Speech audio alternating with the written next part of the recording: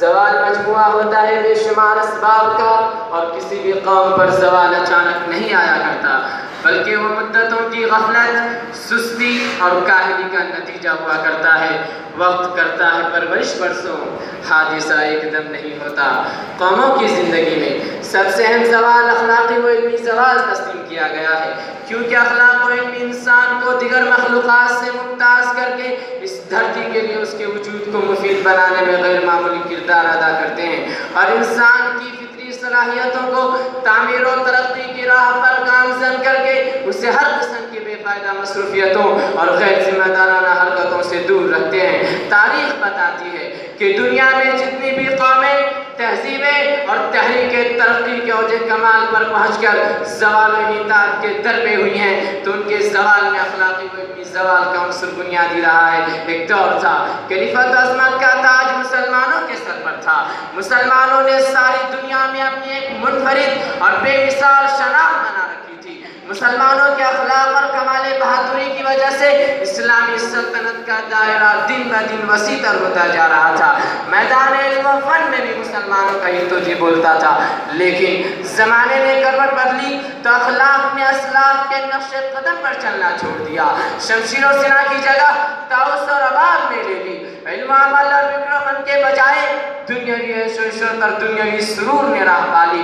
تحقیق و تخلیق کی جگہ جمود و تعطل نے گھیرا تو روج و اقبال کی بساط خود بخود سمٹنے اور سکڑنے لگی، اور رفتہ رفتہ زوال و ادبار کا منحوس سایہ پوری امت مسلمہ کو اپنے گھیرے میں لے لیا۔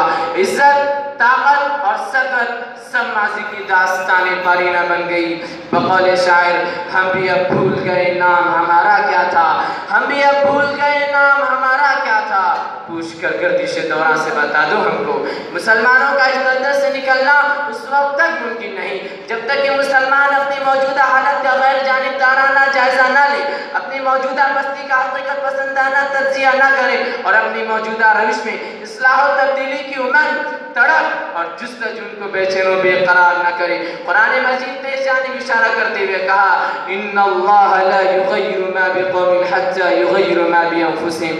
لیکن مسلمانوں کی یہ حالت ہے کہ وہ اپنی شکست کا سبب اپنی ذات کے بجائے یہود و نصارہ اور مجوسیوں کی رشوہ دوانیوں کو ٹھہراتے ہیں، گرچہ کہ یہ بات جزوی طور پر صحیح بھی ہے اور قرآن نے بھی اس کی تائید کی، وَلَن تَرْضَ عَنْكَ الْيَهُودُ وَلَا النَّصَارَىٰ حَتَّىٰ تَتَّبِعَ مِلَّتَهُمْ۔ لیکن مسلمانوں کے پچھڑے پن کی ساری ذمہ داری یہود و نصارہ پر ڈالنا اور اپنے آپ کو مظلوم و مقہور تصور کرنا کسی بھی طرح درست نہیں۔ اپنی موجودہ حالت کے لیے اصل ذمہ دار خود مسلمان ہی ہے۔ اس حقیقت کو مانے بغیر اپنی کمی اور خامی کو دور کرنا اور ترقی کی راہ پر گامزن ہونا ممکن نہیں۔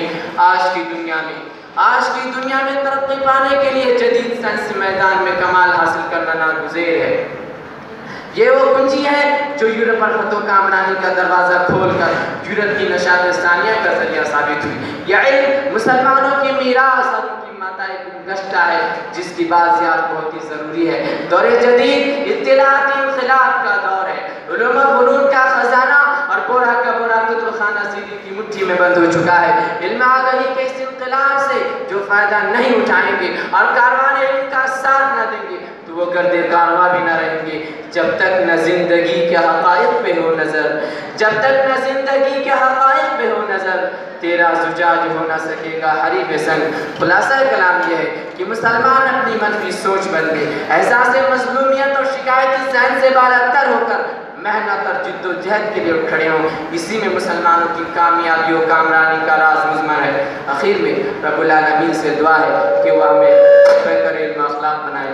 آمین ثم آمین۔ السلام علیکم۔